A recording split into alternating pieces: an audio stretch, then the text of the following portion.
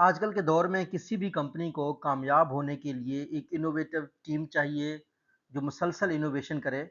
आप अगर किसी भी सेक्टर को देख लें, मैं मिसाल देता हूँ आपको टेक्नोलॉजी की, कि आज से कुछ अर्सा पहले 2G था, फिर 3G आया, फिर 4G आया, आजकल 5G है और ये एक्सपेक्टेड है कि by the end of 2030 6G भी सही तरीके से इम्प्लीमेंट हो जाएगी। तो आप अंदाज़ा लगा सकते हैं कि जो भी टेलीकॉम कंपनीज़ के मालिक हैं या बड़ी-बड़ी कंपनीज़ के मालिक हैं, ऑब्वियसली जो ओनर होता है या जो सीईओ होता है, वो एक हद तक इनोवेशन कर सकता है। At the end of the day innovation team पे होती है। इनोवेशन का एक कल्चर बनाना पड़ता है कंपनीज़ को। तो कंपनीज़ इनोवेशन कल्चर कैसे बना सकती हैं? ये वीडियो बहुत ज़रूरी है छोटी कंपनीज़ के लिए, जिनके इस वक़्त 5 से 10 टीम मेंबर्स हैं। इंडिया में इनोवेशन बहुत आम है। जो ओनर्स हैं वो काम लेना जानते हैं अपने लोगों से। पाकिस्तान में छोटी कंपनियां बड़ी मुश्किल से बड़ी बनती हैं और प्रोडक्ट इनोवेशन की बहुत ही कम ऐसी हमें एग्जांपल्स मिल जाती हैं जो सामने आ जाती हैं। सो ये लेक्चर बहुत ज़रूरी है बिजनेस स्टूडेंट्स के लिए, जो किसी ऑर्गेनाइजेशन में जॉब करने जा रहे होंगे, बिजनेस ओनर्स के लिए जो इनोवेशन में स्ट्रगल कर रहे हैं, जो ज़्यादा अर्न करने में स्ट्रगल कर रहे हैं, और उन तमाम लोगों के लिए जो इनोवेशन को जानना चाहते हैं कि किस तरीके से लीडर्स अपनी ऑर्गेनाइजेशन में इनोवेशन ला सकते हैं। तो सबसे पहली बात तो ये है कि इनोवेशन आजकल के दौर में एक कंपेटिटिव एडवांटेज है। यानी आपके पास एक एक्स्ट्रा एज है, आपको एक बर्तरी हासिल होती है अगर आप इनोवेटिव कंपनी हैं।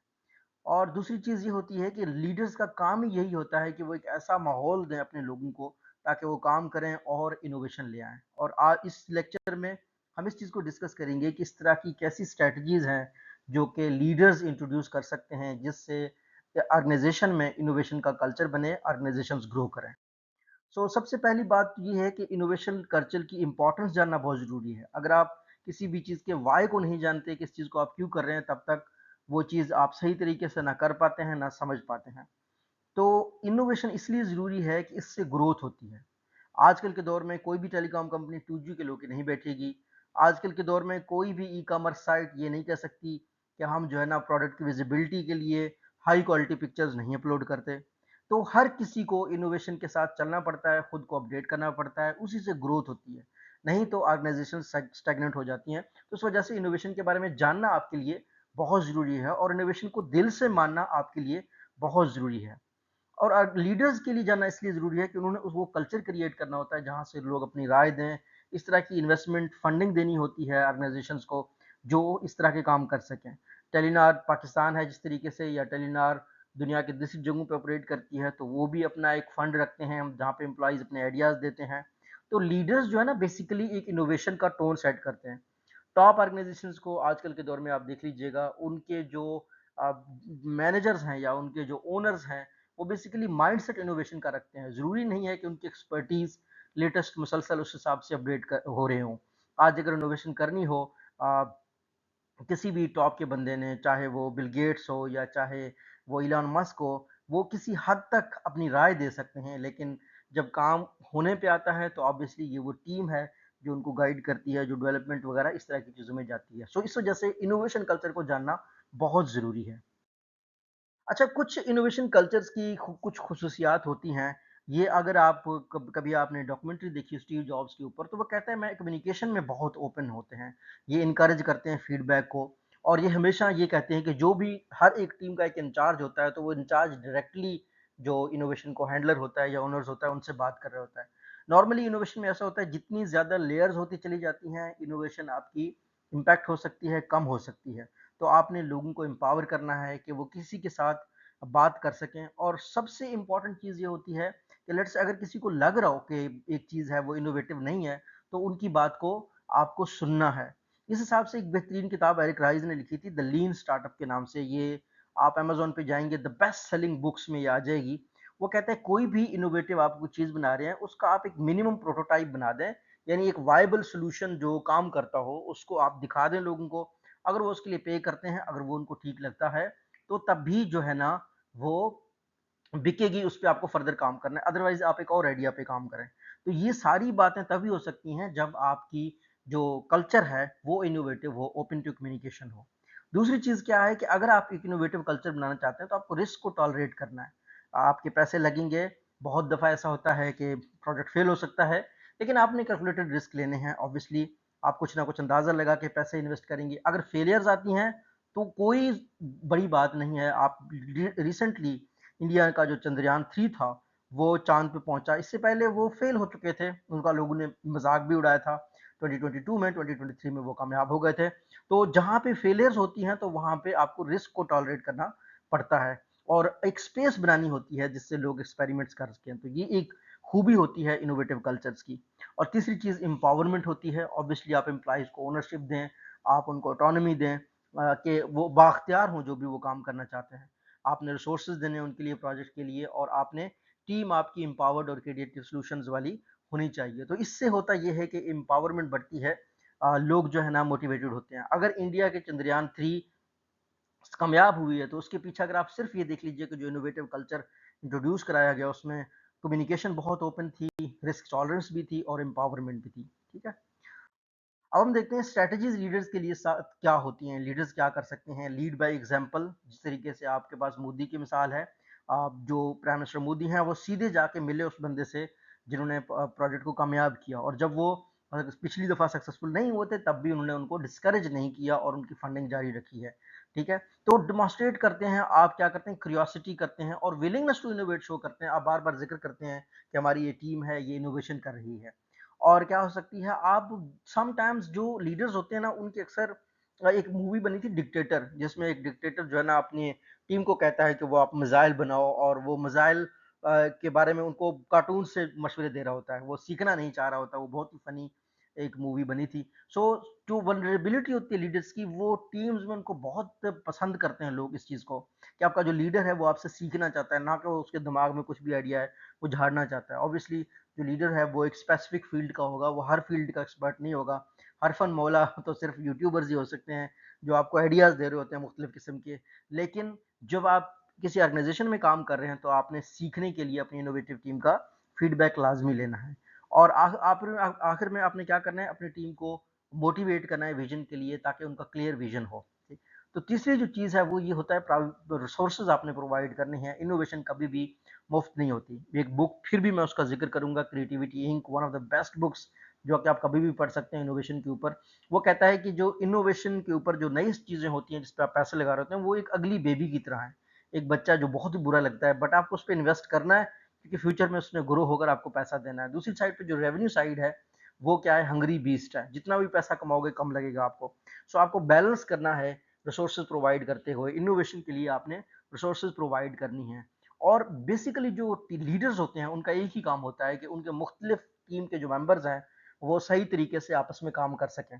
उसका मेक श्योर करना होता है कि जो बंदा जितना डिजर्व करता हो उतना उसको उसका हिस्सा दिया जाए, और टीम्स को आपस में काम करवाना है, और ऐसे प्रैक्टिसेस डेवलप करनी है जिससे डाइवर्स जो है ना कल्चर बन जाए, मुख्तलिफ लोगों के आरा को एक्सेप्ट किया जाए। आप अगर मल्टीनेशनल्स देखेंगे, यूएसए की जितनी भी कंपनीज हैं, आप इंटेल को देख लें, आईबीएम को देख लें, आप एप्पल को देख लें, वो डाइवर्सिटी को बड़ा इंकरेज करते हैं, पूरी दुनिया से लोगों को ले आते हैं।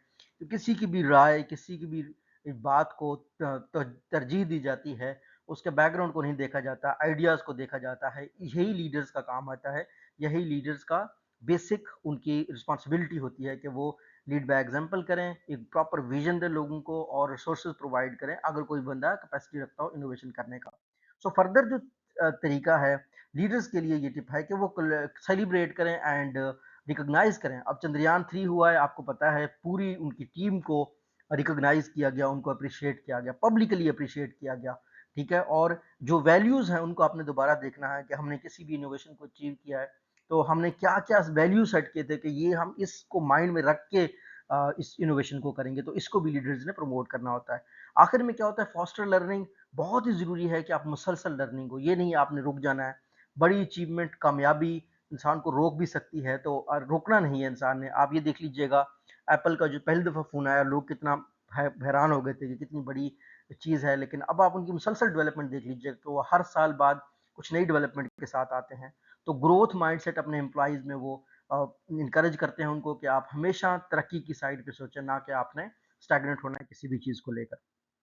तो अब ऑब्वियसली जिस तरीके से हम कोई भी टॉपिक स्टडी करते हैं उसमें एक अट्रैक्शन भी होती है, उसमें एक पर्सपेक्टिव भी होता है, उसमें एक इनकरेजमेंट भी होती है, लेकिन कहीं ना कहीं चैलेंजेस भी हर जगह पे होती हैं। सो अगर आप इनोवेशन कर रहे हैं तो आपको रेजिस्टेंस आएगी, एक स्केप्टिसिज्म होता है कि यानी लोग कहते हैं कि ये तो बिल्कुल ऐसे ही चल रहा है जैसे होता था। अपने आप किसी कंपनी में जाएं तो आपको वहाँ सीनियर लोग यही कहेंगे, ये तो बचपन से ही ऐसा होता रहा है, यहाँ हमारे दायरे में काम ही ऐसे होता है। तो उसके लिए आपको रेजिस्ट करते हैं लोग, चेंज को लोग हमेशा रेजिस्ट करते हैं, इनोवेशन को हमेशा रेजिस्ट करते हैं। तो उसका बेहतरीन तरीका ये है कि आप लोगों के जो खौफ होते हैं कि ये इनोवेशन होगा कहीं हमारी जॉब्स ना चली जाएं, ये इनोवेशन होगा तो हमारा क्या रोल होगा, तो वो आपने क्लियर करनी होती है ताकि सारी टीम एक साथ होकर चले। दूसरी चीज़ ये होती है कि आप लोगों को बेनिफिट का बताएं कि अगर हम इनोवेशन करेंगे तो हमारी कंपनी कहाँ जा सकती है, एज अ टीम हम कितनी तरक्की कर सकते हैं, हम कितना ज़्यादा कमा सकते हैं। इसके अलावा आपने जो है ना एक सेफ स्पेस एक्सप्रेस करना है, जिस तरीके से हमने कहा था कि लीडर्स की जो रिस्पॉन्सिबिलिटी है वो ओपननेस है, वो कम्युनिकेशन है, वो विजन क्रिएशन है। बिल्कुल ऐसे ही रेजिस्टेंस को अगर आपने ओवरकम करना है तो आपने लोगों को मौके देने हैं कि अगर उनका कोई कंसर्न है, अगर किसी चीज़ पे उनको खौफ आ रहा है तो वो जाहिर करें कि हमें इस चीज़ में लग रहा है कि क्लैरिटी हमें नहीं है।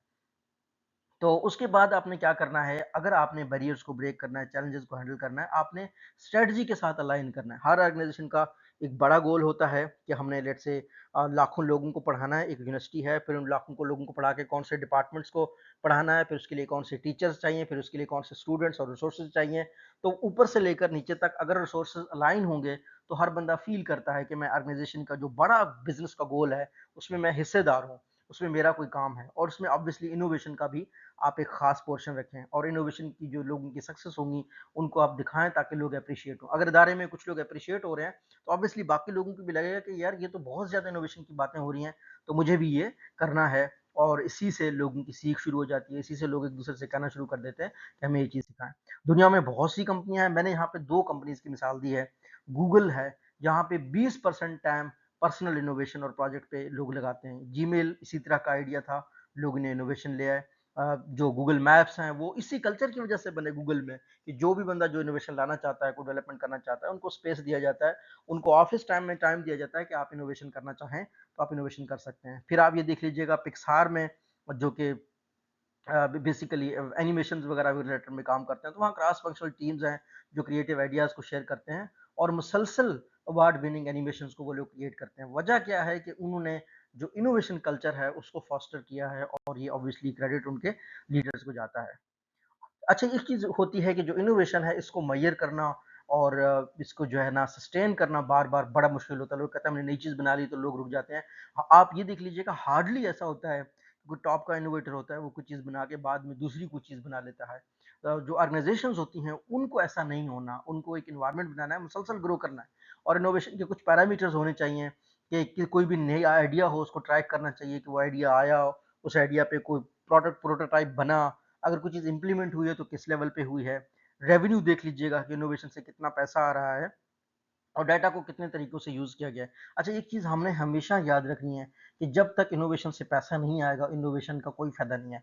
बिजनेस ग्रेजुएट्स के लिए एक ही चीज़ है इनोवेशन का, at the end of the day purpose सिर्फ जो है ना आपको ह्यूमैनिटी की हेल्प करना और आपको रेवेन्यू लाना है। आप अपने जेब से कुछ भी नहीं कर सकते, आपके पास पैसा आना चाहिए, ठीक है। और कॉन्टिन्यूस एवोल्यूशन होना चाहिए, कोई भी आपका प्रोडक्ट हो उसको मुसलसल इम्प्रूवमेंट चाहिए, आप ट्रैक करें, ठीक है। अब इस तरीके से आप एप्पल को देख सकते हैं, आप एंड्रॉयड को देख सकते हैं, आप कंप्यूटर्स को देख सकते हैं, ये मुसलसल खुद से बेहतर होते जा रहे हैं कि अगर पहले 20 मेगापिक्सल था तो अभी 30 होना है, ठीक है। अगर पहले हमारे पास इसमें इतना प्रोसेसर था, अभी प्रोसेसर बढ़ना चाहिए।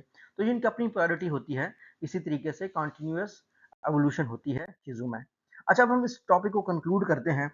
सबसे पहली बात तो ये है कि इनोवेशन होना स्ट्रेटजिकली इम्पेरेटिव है, इम्पॉर्टेंट है और बहुत ही अहम है। अगर नहीं होगी तो कंपनी एग्जिस्ट नहीं करेगी। लीडर्स में बहुत रोल प्ले करते हैं क्योंकि वो अपने एम्प्लॉयज़ को वो माहौल प्रोवाइड करते हैं जिसमें वो ग्रो करते हैं और कामयाब होते हैं। और आखिर में आपने, अगर आपकी ऑर्गेनाइजेशन ऐसी है जो इनोवेशन कर रही है, जो सक्सेस कर रही है, उसके रास्ते में जो भी चैलेंजेस होंगी, बैरियर्स होंगी, उनको आपने हैंडल करना है क्योंकि at the end of the day आपकी सर्वाइवल का जो रास्ता है वो इनोवेशन ही है।